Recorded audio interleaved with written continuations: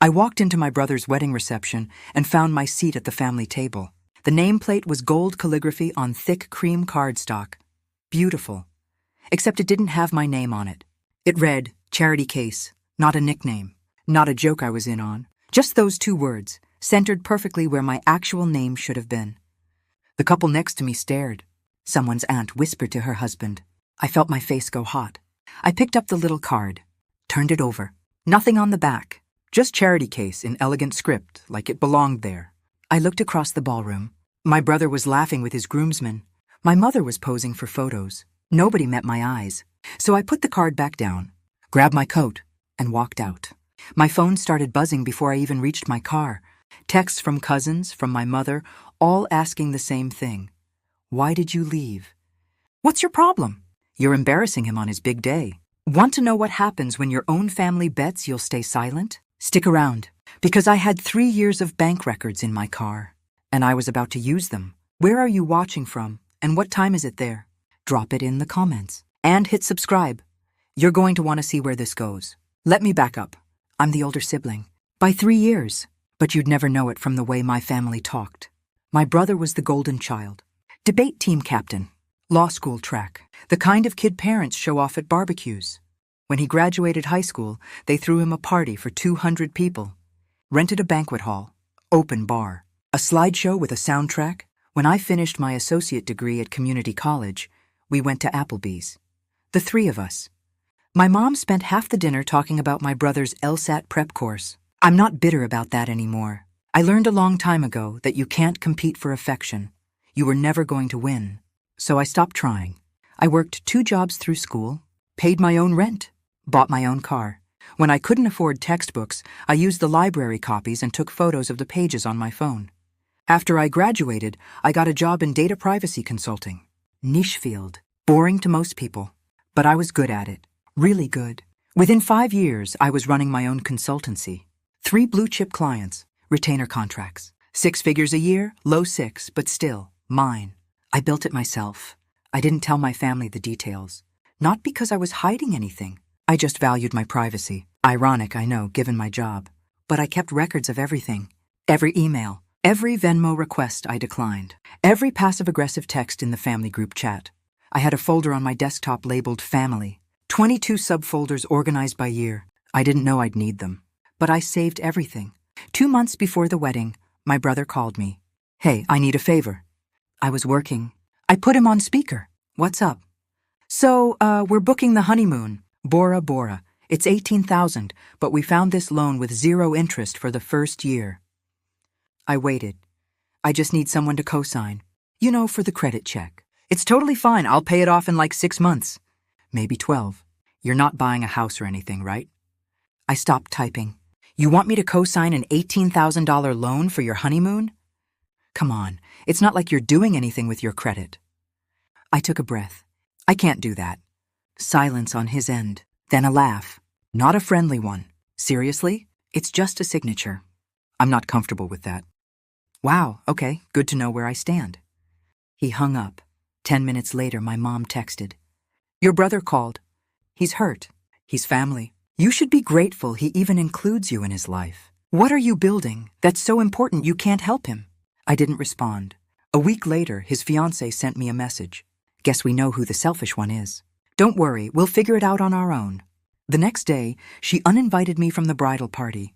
Then 3 days after that, I got a new text. From her again. We'd still like you at the wedding. As a guest? We already printed the nameplates. I should have known. The wedding was beautiful.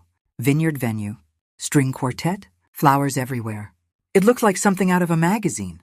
I wore a simple black dress, brought a card with a $100 check inside, smiled when I was supposed to. During the cocktail hour, I looked for my seat assignment. Table 12. Back corner, nowhere near my parents. I walked over. That's when I saw it. The little cream card with gold calligraphy, right where my name should have been. Charity Case. The woman next to me looked at it. Looked at me. Is that a joke? I didn't answer. I just stood there, staring at it. During family photos, the photographer called everyone up. Parents, grandparents, siblings. He looked right past me. My mother tugged his sleeve and whispered something. He nodded, started setting up the next shot. I wasn't in it. At dinner, I sat with people I'd never met. They asked how I knew the bride and groom. I said I was the groom's sister. One of them frowned. Oh, I thought he was an only child. During the toasts, my brother thanked everyone who believed in us and supported this day. He looked straight past me. My mother leaned over to my aunt. I heard her say it clearly. Well, at least she got a free meal. I pushed my chair back, grabbed my coat, and left. In the parking lot, I sat in my car. My hands were shaking. My phone wouldn't stop lighting up. Then I opened my laptop. The family folder was right there. I pulled up my business banking portal. Year-to-date revenue, $340,000. Liquid savings, $87,000. I took a screenshot. Then I opened my contracts folder. 2 Fortune 500 clients, 1 German automotive firm, all active, all signed. I sent the screenshots to my cousin Jenna, the only one in the family I still trusted. 3 dots appeared immediately. Wait, what? This is your business? Your mom told my mom you were still looking for stable work.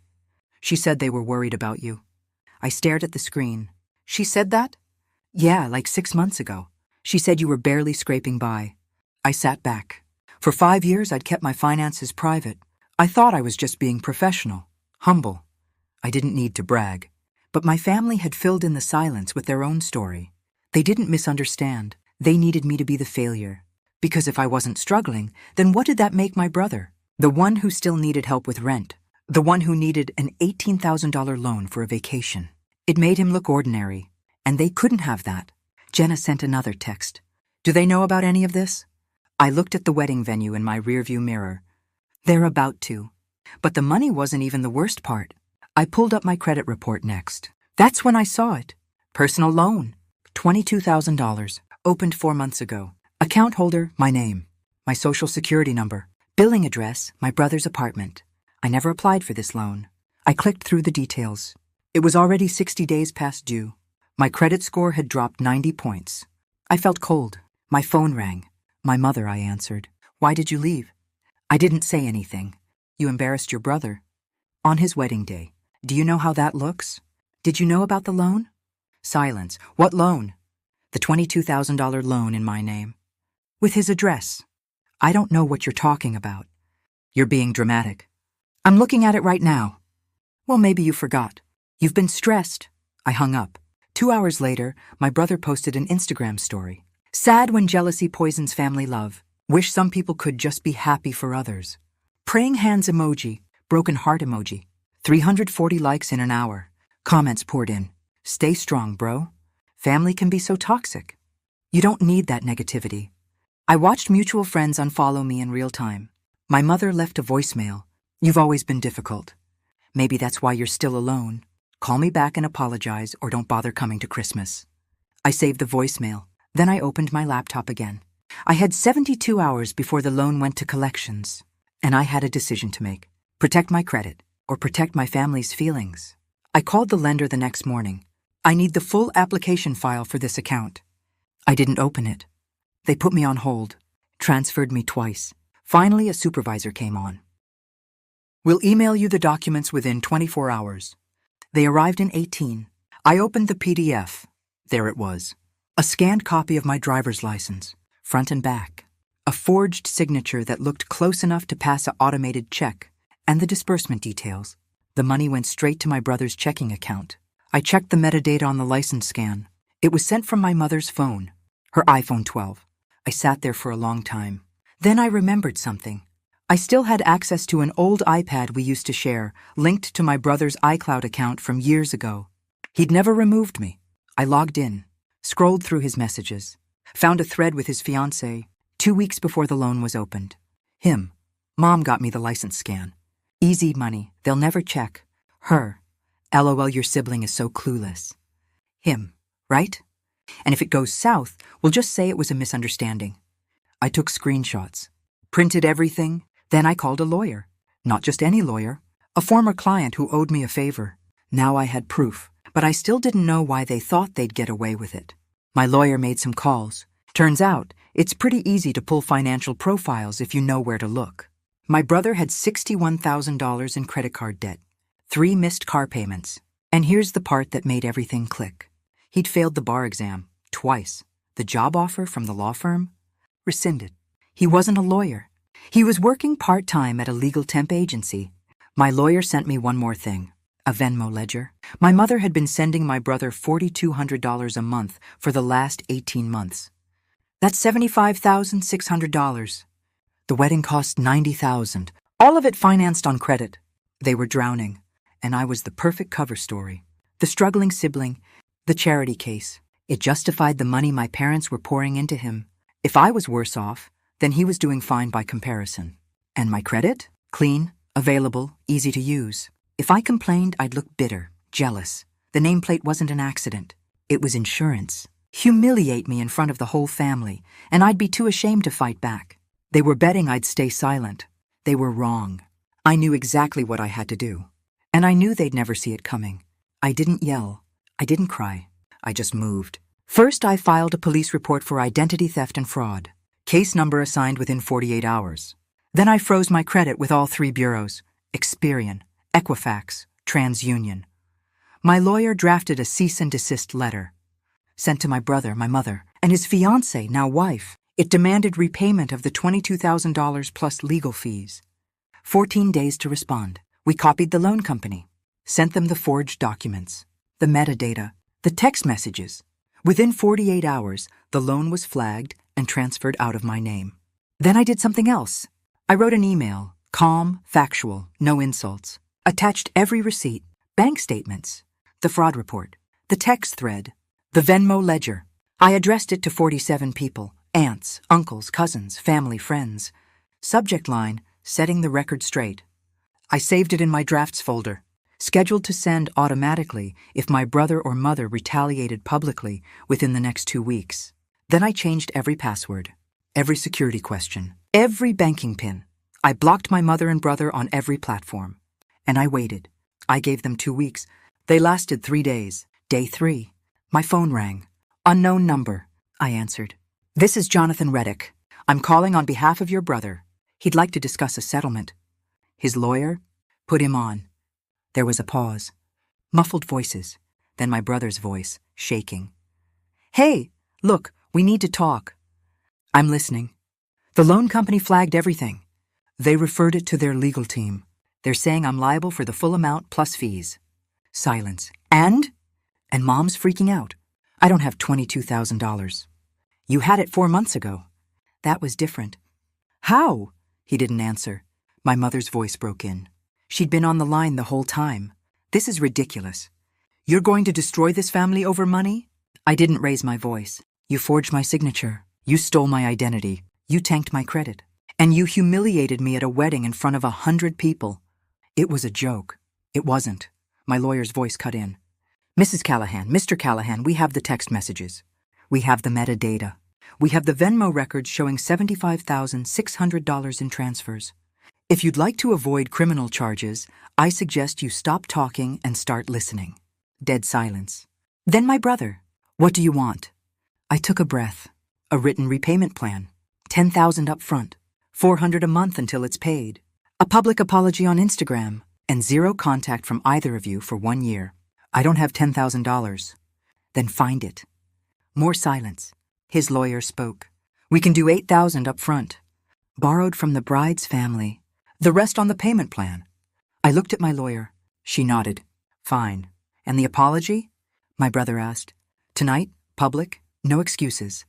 Just accountability. He was quiet for a long time. Then, okay. My lawyer drafted the settlement on the call. Sent it over DocuSign. Both of them signed at 11:47 p.m. I waited. At midnight, the Instagram post went live. I owe someone an apology for assumptions and actions that weren't right. I'm working to make it right. Vague, but public. Then I did one last thing. I opened the family group chat, typed one message. I'm happy to discuss this in person if anyone has questions. But the narrative that I'm a charity case ends today. I attached 2 files. My business tax return. Top line visible, $342,000. And the police report, case number included. I hit send. The chat went silent. Nobody replied. The first payment cleared 2 weeks later.